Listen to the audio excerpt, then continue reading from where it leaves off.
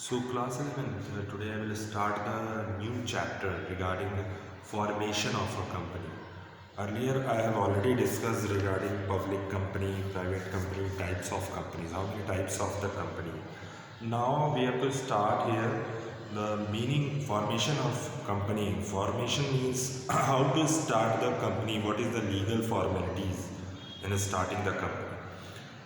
So, meaning of promotion. What is promotion? The term promotion refers to the sum total of activities by which a business enterprise is brought into existence. It is a term of business, not of law. It consists of the business operation by which a company is established.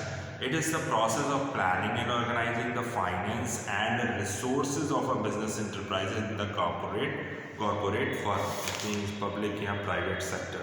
ठीक है. Promotion involve the discovery of business idea, its investigation and assembling of necessary resources to set up a business as a profitable concern. Promotion अगर हम कोई product बनाते हैं तो उसका promotion कैसे करेंगे. आखिर कोई प्रोडक्ट अगर हम तैयार कर रहे हैं तो उसके पीछे क्या क्या लॉजिक है, कितना एक्सपेंस हुआ है, क्या कॉस्ट रखेंगे, कैसे प्रमोट करेंगे, कैसे एडवर्टाइजमेंट करेंगे. सो ये सारी चीज़ें प्रमोशन में आती हैं. बिज़नेस को भी प्रमोट कर सकते हैं हम, सेल्स को भी प्रमोट कर सकते हैं. बिज़नेस को प्रमोट करने का मतलब है कि बिज़नेस का बिज़नेस को बढ़ाने के लिए एडवर्टाइजमेंट कराना पड़ेगा. तो एडवर्टाइजमेंट के लिए लॉन्ग एक्सपेंस करना पड़ता है. जैसे एक बार में हमने एक्सपेंस कर दिया 5 लाख रुपीज़, तो हर साल हम प्रॉफिट लॉस बनाते जाते हैं. तो हम हर साल क्या करते जाते हैं, जैसे राइट ऑफ करने का सेंस ये है कि जैसे 5 लाख रुपीज़ हम आने वाले 10 सालों के लिए एक्सपेंस किए. एडवर्टीजमेंट लंबे समय के लिए होता है. ठीक है. हमने एक साल पूरा 5 लाख का हमने एडवर्टाइजमेंट कराया. ठीक है. उस एडवर्टाइजमेंट में हमको हर 10 साल के लिए हमने कराया. ठीक है. और एक साल में हमने 5 लाख रुपये पेमेंट कर दिया 10 साल का. ठीक. तो एडवर्टाइजमेंट प्रमोशन कहने का मतलब ये है कि प्रमोशन कराने के लिए सबसे पहली चीज़ तो एडवर्टाइजमेंट, बिजनेस का प्रमोशन के लिए एडवर्टाइजमेंट ही नीड मस्ट. क्यों? क्योंकि विदाउट एडवर्टाइजमेंट हमारा बिजनेस चलने वाला नहीं. ठीक है. वैसे ही होता है सेल्स का प्रमोशन. ठीक है. अपने प्रोडक्ट को बढ़ाने का काम एडवर्टाइजमेंट के थ्रू ही हम कर सकते हैं, बिजनेस एक्टिविटीज़ के थ्रू कर सकते हैं. उसको हम क्या बोल रहे हैं, प्रमोशन. ठीक है. सो नेक्स्ट है स्टेजेस इन प्रमोशन. प्रमोशन क्या है? The discovery of business idea. सबसे पहली चीज़ हम ये देखेंगे कि बिजनेस, ऐसा कौन सा बिजनेस किया जाए, ऐसे बिजनेस कौन सा किया जाए जिससे हमको प्रॉफिट हो. जैसे so discovery of stages in the promotion. Promotion का स्टेजेस क्या है? तो पहला स्टेज है discovery of business idea. The process of business promotion begins with the conception of an idea or a business opportunity. The idea may relate to the starting of a new business or taking over of an existing undertaking. The idea of starting a new business may come from an unsatisfied demand, an exploited resources, an inferior product, or from a new inventions awaiting commercial exploitation. At this stage, a preliminary analysis is also made to ensure that the idea discovers the time of the cost of detailed investigate. Many new enterprises fail because of the conception of the idea of which they are based was faulty. यानी कहने का sense है, अगर कोई business हम start कर रहे हैं तो इसका मतलब ये नहीं है कि हम लॉस के लिए बिजनेस कर रहे हैं. कोई प्रोडक्ट अगर हम मार्केट में ला रहे हैं, अगर वो नहीं चला तो इसके पीछे हम लोग का आइडिया फेल माना जाता है, हम पूरी तरीके से फेलियर माने जाते हैं. तो बिज़नेस को स्टार्ट करने से पहले हम देखते हैं कि उस प्रोडक्ट की डिमांड, जिस प्रोडक्ट का हम बिज़नेस करने जा रहे हैं, उस प्रोडक्ट की मार्केट में डिमांड क्या है. ठीक है. उसकी कितनी प्राइस रखी जाए कि कस्टमर्स जो है उसको लेना स्टार्ट करना. ठीक है. तो सबसे पहले हम लोग क्या करेंगे, प्रोडक्ट की डिमांड के लिए हम लोग पहले प्रोडक्ट बनाएंगे. ठीक है. फिर हम मार्केट में हम ऐसा प्रोडक्ट बनाएंगे जिससे हमारा लॉस ना हो. बिजनेस तो हमेशा ये सोच के, बिजनेस एक बहुत बड़ा रिस्क होता है, ये सोच के किया जाता है कि हमको इन फ्यूचर प्रॉफिट होगा. शुरुआती महीने में हो सकता है, शुरुआती मंथ में मतलब मंथ्स की शुरुआत में हो सकता है कि लॉस हो, लेकिन हो सकता है कि आपका अगर प्रोडक्ट अच्छा है, आपकी क्वालिटी अच्छा है, आपका प्रमोशन अच्छा है, एडवर्टाइजमेंट करने का प्रमोशन, सेल्स प्रमोशन अच्छा है, तो हो सकता हो इससे आपको प्रॉफिट मिल जाए. ठीक है। सो बिजनेस एक लॉन्ग टर्म के लिए हम लोग बिजनेस करते हैं अगर, तो ये सोच के चलते हैं आज ना कल बिजनेस में लॉस होना ही होना है। ठीक है। सो वही कह रहा है कि जो आपका बिजनेस है वो स्टार्ट करने से पहले हम लोग ये सोच लेते हैं कि कौन सा बिजनेस हम स्टार्ट करेंगे, बिजनेस की स्टार्टिंग कैसे होगी, क्या होना चाहिए, कितनी कैपिटल होनी चाहिए, कौन सा प्रोडक्ट लगाएंगे जिससे हमारे मार्केट में हमारी वैल्यू, हमारे प्रोडक्ट की वैल्यू जो है इंक्रीज कर रही है। ठीक है। तो सबसे पहला काम हम लोग करेंगे बिजनेस के प्रमोशन के लिए। पहला काम क्या है, डिस्कवरी ऑफ बिजनेस आइडिया। यानी हम लोग सबसे पहले बिजनेस के कौन सा बिजनेस करेंगे, किस टाइप का बिजनेस हो, हमारा ऑब्जेक्टिव क्या है, उद्देश्य क्या है बिजनेस को स्टार्ट करने का। ठीक है।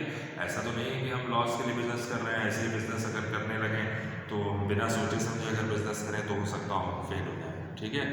और हमने अगर बिजनेस स्टार्ट किया है तो दिमाग में एक चीज़ लगा के चलेंगे कि हमको इन फ्यूचर हमें प्रॉफिट कमाना है इस बिजनेस से। ठीक है। तो नेक्स्ट टॉपिक है हमारा detail investigation. Once the idea has been convince, एक बार अगर आपने बना लिया कि हमें ये बिजनेस करना है, ये स्टार्टिंग ये होनी चाहिए, डेट ऑफ बिजनेस की डेट ऑफ कमेंसमेंट ये होगी, क्या उद्देश्य होगा, क्या ऑब्जेक्टिव होगा, तो एक बार आपने बना लिया तो डिटेल्स इन्वेस्टिगेशन। तो डिटेल्स इन्वेस्टिगेशन में है once the idea has been convince, एक बार अगर आपने आइडिया बना लिया, through investigation is made to establish the soundness of the proposition in terms technical feasibility and commercial viability. Detailed investigation involves study of market demand, availability of the cost of raw material, machinery and the factors of production, degree of potential competition, probable selling price and profits etc. अब देखिए, किसी भी product को बनाने से पहले सबसे पहले हम लोग ये देखते हैं कि जो हम प्रोडक्ट बना रहे हैं, सबसे पहले तो रॉ मटेरियल परचेज करेंगे, उसके बाद हम लोग मशीन पे उस गुड्स को लगाएंगे, जब वो बन के तैयार हो गया तो उसको हम क्या बोलेंगे, फिनिश गुड्स। ठीक है। तो जब हम बिजनेस में वो प्रोडक्ट लाए थे तो रॉ मटेरियल की जो कॉस्ट है वो कितनी है, 50 रुपीज़। ठीक है। रॉ मटेरियल की कॉस्ट कितनी है, 50 रुपीज़। बट अब जब मशीन पे लगाया उसको इलेक्ट्रिसिटी चार्जेस लगे होंगे। ठीक है। सपोज करो 100 रुपये इलेक्ट्रिसिटी चार्ज। ठीक। फिर हमने उसको कई क्वांटिटीज़ में बनाया। ठीक है। तो बनाने का काम यानी बन के तैयार हो गया तो क्या हो गया, फिनिश गुड्स हो गया। ठीक है। तो डिटेल इन्वेस्टिगेशन में हम पहले चेक करेंगे कि जो हम जिस चीज़ का बिजनेस करने जा रहे हैं उस प्रोडक्ट की मार्केट में डिमांड क्या है। ठीक है। अगर डिमांड है तो पैसा हम लगाते जाएंगे, अगर डिमांड नहीं है तो हम बिजनेस से क्विट कर देंगे सीधा। ठीक है। तो सबसे पहले उस बिज़नेस के बारे में जानेंगे, उसकी कॉस्ट क्या है, उस पर कितने एक्सपेंस आएंगे, उसकी सेलिंग प्राइस क्या हो सकता हो कि हमारा जो कंपटीटर है वो बिज़नेस कर रहा हो सेम बिज़नेस और हमारी कॉस्ट ज़्यादा है, उनकी कॉस्ट कम है, हमारी क्वालिटी जो है उनसे अच्छी है लेकिन उनकी क्वालिटी हमसे कम है लेकिन उनका प्रोडक्ट ज़्यादा सोल्ड है। तो हम क्या करेंगे, हम अपने गुड्स की कॉस्ट को रिड्यूस करने का काम करेंगे। जब गुड्स की कॉस्ट उनके सेकंड हमारे कंपटीटर के लेवल में आ जाएगी तो हम अपने बिजनेस को प्रमोट करने का काम करते हैं। एडवर्टाइज हो गया या फिर और भी तरीके हैं प्रमोशन के, या डिस्काउंट एक तरीका है प्रमोशन का।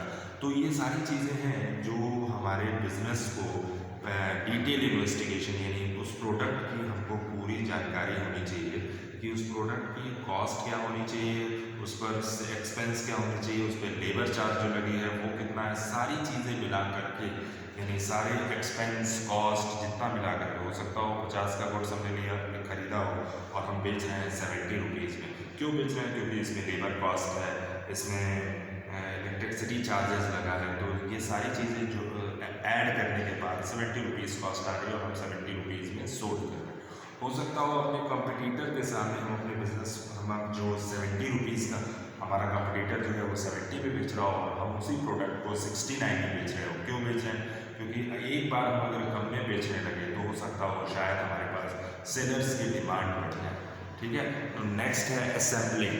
Once the promoter is convinced of the feasibility and profitability of the proposition, he takes a step to give the idea a practical shape. He pursues other persons to join hands with him and gets his invention made. If any registered in a name, he may also acquire some patent rights. He selects the factory site, decide about the plant and machinery, and contact suppliers of raw material, etc. Assembling also involves making contracts for the purchase of material, building machinery, tools, capital, etc. Decisions have to be made regarding the size, layout, etc. The enterprise plans are prepared for the procurement of required workers and executives. Now the next is financing of proposition. At this stage, financial plans are prepared with respect to capitalization, capital structures, time and methods of capital issue. The financial requirements are estimated at the source from which the money will come are decided. The business proposition is presented to the public in the form of prospectus in order to pursue that it deserves them their financial support. Agreements are made with the underwriters, stockbrokers, bankers, etc. कोई भी business हम start करते हैं तो सबसे पहली चीज़ हमारे पास क्या होनी चाहिए? कैपिटल होनी चाहिए, ठीक है। और अगर कैपिटल नहीं है तो हमें डूबने में देरी नहीं लगेगी, ठीक है। तो सबसे पहले कैपिटल को बढ़ाने का तरीका क्या है? हम अपना पैसा जैसे बड़ी बड़ी कंपनियां होती हैं, पब्लिक कंपनी हो गई, ठीक है, तो जितनी भी बड़ी कंपनियां हैं जैसे रिलायंस है, टाटा है, ठीक है, टिस्को है या जियो है, जितनी भी बड़ी बड़ी कंपनी है वो अपना पैसा सब नहीं लगाते हैं। अगर कैपिटल की नीड है, कुछ पार्ट्स उनका लगा हुआ, लेकिन अगर कैपिटल की नीड है तो हम मार्केट में शेयर्स के कंपनी के शेयर्स को सोल्ड करने का काम करते हैं। हो सकता हो पब्लिक हमारे कंपनी को देखते हुए हमारे कंपनी में पैसा लगा तो हम उसको क्या देते हैं? बदले में हम उसको देते हैं डिविडेंड, ठीक है। डिविडेंड जब हम प्रोवाइड करेंगे एज अ प्रॉफिट, अगर हमारी कंपनी अच्छा प्रॉफिट कमा रही है तो हम उनको डिविडेंड देते जाएंगे। हो सकता हो दुगना प्रॉफिट कमाए तो हमको डिविडेंड भी उसी हिसाब से देना है। कभी भी कंपनी को अगर कैपिटल की नीड होती है तो कैपिटल की नीड के लिए सबसे पहले वो बैंक में ना जा करके वो पब्लिकली जाती है। क्यों जाती है? क्योंकि अगर हमें नीड है 1 करोड़ की अपने बिजनेस के लिए, तो हम अगर 1 करोड़ का लोन ले लिए तो हमारे 40 लाख का तो 40 लाख रुपीज़ का इंटरेस्ट ही हो जाएगा। तो ऐसे केसेस में इंटरेस्ट हमसे बैंक क्या करती है? बैंक को तो हम इंटरेस्ट देते जाते हैं, सर इंस्टॉलमेंट में देते हैं इंटरेस्ट के साथ, ठीक है। तो जैसे जैसे हम हमारे ऊपर इंटरेस्ट का बर्डन बहुत ज़्यादा होता है, बड़े लोन्स पे इंटरेस्ट का बर्डन क्या होता है? सबसे ज़्यादा होता है, ठीक है। तो उस केस में हम लोग करते क्या है? पब्लिकली जाते हैं। पब्लिक कहने का मतलब है हम शेयर्स को इशू करते हैं, डिवेंचर्स को इशू करते हैं, ठीक है। तो इस केस में हम शेयर्स कैसे इशू करते हैं? सबसे पहले हमको सेबी की परमिशन लेनी, ठीक है, security exchange board of India, कि हमारे स्टॉक एक्सचेंज में हमारी कंपनी क्या हो जाए? रजिस्टर्ड हो जाए। तो रजिस्टर्ड कंपनी है ये ऑलरेडी कंपनीज एक्ट के, तो दूसरा स्टॉक एक्सचेंज हमको ये ऑर्डर करते हैं कि आपकी कंपनी जो है रजिस्टर्ड है और आप जो है अपने शेयर्स को सोल्ड करने का काम करें। तो हम पब्लिक में एक एडवर्टाइजमेंट शो प्रॉस्पेक्टस निकालते हैं कि जिस बंदे को हमारा कंपनी का शेयर्स चाहिए वो आके खरीद सकता है, ठीक है। तो उसकी कॉस्ट ये है, और 20,000 कंपनी सपोज करो 20,000 शेयर्स इशू कर रही है जिसकी कॉस्ट है 10 रुपीज़। हो सकता हो 3 तरीके से शेयर्स को जारी कर सकती है वो। 10 का शेयर 10 में इशू कर सकती है जिसको हम बोलते हैं एट पार, 10 का शेयर 12 में इशू कर सकती है जिसको हम बोलते हैं एट प्रीमियम, जिस पर कंपनी का फायदा होता है। 10 का शेयर 8 में इशू कर सकती है एट डिस्काउंट। ये 3 तरीके हैं शेयर्स को जारी करने का। पहला तरीका क्या है? At par, at premium, at discount, ठीक है। तो ये है हमारे फाइनेंस को बढ़ाने का तरीका। हम बैंक के पास ना जा करके हम पब्लिकली कहाँ जाएंगे? सीधा हम कहाँ जाएंगे? पब्लिक में जाएंगे। और पब्लिकली जब जाएंगे तो पब्लिक में एक फ़ायदा होता है, पब्लिक अगर आपको पैसा दे रही है तो ये तय होता है कि अगर वो शेयर्स खरीद रही है कंपनी के तो इसका मतलब है क्या सोचकर पैसा लगा रही है? कि ये सोचकर पैसा लगा रही है कि कंपनी उनको प्रॉफिट देगी। अगर कंपनी को दुगना मुनाफा होता है, दुगना प्रॉफिट होता है, तो उस केस में कंपनी क्या करती है? उनको प्रॉफिट जस्ट दुगना देने का भी काम करती है। 2 तरीके से, एक तो शेयर्स जारी करके पैसा ले सकती है, एक तो डिवेंचर्स जारी करके पैसा ले सकती है। ठीक है। शेयर्स और डिबेंचर्स में डिफरेंस है। शेयर्स ये है कि दोनों कंपनी की कैपिटल को बढ़ाने के काम होते हैं, दोनों पब्लिकली दोनों ही हमें पब्लिकली पैसा देते हैं। देखो दो तरीके के शेयर होते हैं, पहला होता है इक्विटी शेयर्स और दूसरा होता है प्रेफरेंशियल शेयर्स। ठीक है। प्रेफरेंशियल शेयर जो रहते हैं वो कंपनी के आउटसाइडर्स रहते हैं, जस्ट लाइक क्रेडिटर्स, लेकिन इक्विटी शेयर्स जो होल्डर रहते हैं वो कंपनी के ओनर्स रहते हैं। ठीक है। तो वोटिंग राइट्स का सबसे पहला अधिकार इक्विटी शेयर का है, ताकि प्रेफरेंशियल का। ठीक है। सो सबसे पहली चीज़ तो हम लोग और कभी भी कंपनी को अगर प्रॉफिट होता है तो सबसे पहले हम पेमेंट करेंगे प्रेफरेंशियल शेयर होल्डर्स का, जिन्होंने हमारा प्रेफरेंस शेयर खरीदा है, पहला पेमेंट हम उनको करेंगे, बाद में जो बचेगा वो इक्विटी शेयर। और दूसरी चीज़, अगर कंपनी लॉस में जाती है तो कंपनी उनको डिविडेंड प्रोवाइड नहीं करेगी। सेकेंड थिंग कि अगर हमारे पास कंपनी अगर डिवेंचर जारी करे तो चाहे प्रॉफिट हो चाहे लॉस हो, शेयर के केस में अगर लॉस हुआ तो डिविडेंड नहीं प्रोवाइड करेंगे, लेकिन अगर डिवेंचर के केस में लॉस हुआ तो उस केस में हमको पब्लिक को एनी हाउ पैसा देना है। डिवेंचर में हमें इंटरेस्ट देना होता है और शेयर्स में डिविडेंड देना। दोनों कंपनी की कैपिटल को बढ़ाने का काम, रेजिंग ऑफ फाइनेंस, इसी को कहते हैं raising of funds, raising of finance. ठीक है। सो कभी भी अगर कंपनी डिवेंचर जारी करती है, शेयर जारी करती है, क्यों जारी करती है कि फाइनेंस के लिए कंपनी को पैसे की नीड है, कैपिटल, अगर कंपनी की कैपिटल बढ़ रही है उससे कंपनी हमको फ़ायदा देगी। आजकल के स्टॉक मार्केट्स में बहुत सी कंपनियाँ, ठीक है, बहुत सारी कंपनियाँ हैं, धीरू भाई अंबानी की कंपनी है, नील अंबानी की कंपनी है, कोई मुकेश अंबानी की कंपनी है, टाटा की कंपनी है, रतन टाटा की कंपनी है, जो भी, ठीक है, सारी कंपनीज आपको स्टॉक एक्सचेंज में मिलेगी। जिस पर आपको पैसा लगाना हो, जिसको पैसा देना हो, वो आप दीजिए और बदले में आपको कंपनी क्या प्रॉफिट के थ्रू आपको डिविडेंड देगी, एज अ प्रॉफिट डिविडेंड देंगे। ठीक है। शेयर्स के केस में डिविडेंड और डिवेंचर के केस में आपको इंटरेस्ट। अगर लॉस होता है तो शेयर्स में आपको डिविडेंड नहीं प्रोवाइड होता है, लेकिन अगर डिवेंचर के केस में अगर लॉस है तो कंपनी आपको रेट ऑफ इंटरेस्ट के थ्रू आपको पैसा दे ही देगी। डिवेंचर के केस में पैसा डूबने का चांस बहुत कम रहता है। ठीक है। सो नेक्स्ट है प्रमोटर्स, यानी promoters, meaning of promoters. A promoter is a entrepreneur और बिजनेसमैन। जो हमारा ओनर होता है उसको हम क्या बोलते हैं? प्रमोटर। न्यू नेम है promoter, business person, business name, business owner who gives birth as to a business concern. A promoter may be an individual और फॉर अ कंपनी। एक प्रमोटर क्या हो सकता है? एक प्रमोटर हो सकता है वो चाहे वो इंडिविजुअली हो या अकेला बिजनेस करे या पार्टनरशिप के साथ बिजनेस करे या एक कंपनी को ओपन करके बिजनेस करे, चाहे वो पार्टनरशिप फॉर्म हो चाहे वो company. According to Francis Plummer, promoter means a person who organizes the scheme of promotion of the company, has the memorandum and articles prepared, executed and registered, and funds the first director, settles a form of preliminary contracts and prospectus, and makes arrangement for advertisement and circulating the prospectus of the and the capital. ठीक है। तो सबसे पहली चीज़ हम आपको बता दें, कभी भी अगर कंपनी ओपन होती है तो अगर कंपनी ओपन है तो कंपनी की इनकॉर्पोरेशन डेट क्या है, ठीक है, कमेंसमेंट डेट क्या है, कब आपने कंपनी की नींव रखी थी, कब आपने बिजनेस को स्टार्ट किया, ठीक है। कमेंसमेंट उसी को बोलते हैं जिस दिन आप बिजनेस को स्टार्ट करें। इनकॉर्पोरेशन का मतलब जिस दिन आपकी चार्टर में यानी मेमोरेंडम ऑफ एक्ट में जिस दिन आपकी रजिस्टर्ड हुई कंपनी, उसको हम बोलते हैं इनकॉर्पोरेशन। ठीक है।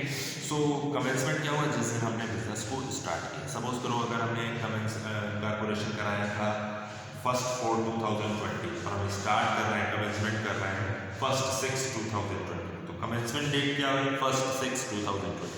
सबसे पहली चीज़, हमें कंपनी स्टार्ट करने से पहले मेमोरेंडम ऑफ आर्टिकल की ज़रूरत होती है, जहाँ और कंपनी का रजिस्टर्ड होना बहुत मस्ट है। कंपनी में कितने डायरेक्टर हैं, कंपनी का ऑब्जेक्ट क्या है, कंपनी का प्रोडक्ट क्या है, कंपनी में कितने डायरेक्टर हैं, total how many directors of the company, ठीक है, what is the name of the company, address of the company, ठीक है, नॉमिनी कौन रहेगा, ये सारी चीज़ें प्रमोटर्स के थ्रू आती हैं। ठीक है। सो नेक्स्ट है अब जो नेक्स्ट टॉपिक है आपका टाइप्स ऑफ प्रमोटर्स, ठीक है। So how many types of the promoters? The types of the promoters is professional promoters, accidental promoters, financial promoters, technical promoters, specialized institutions, government. So tomorrow I will discuss the new topic, promoters. Thank you.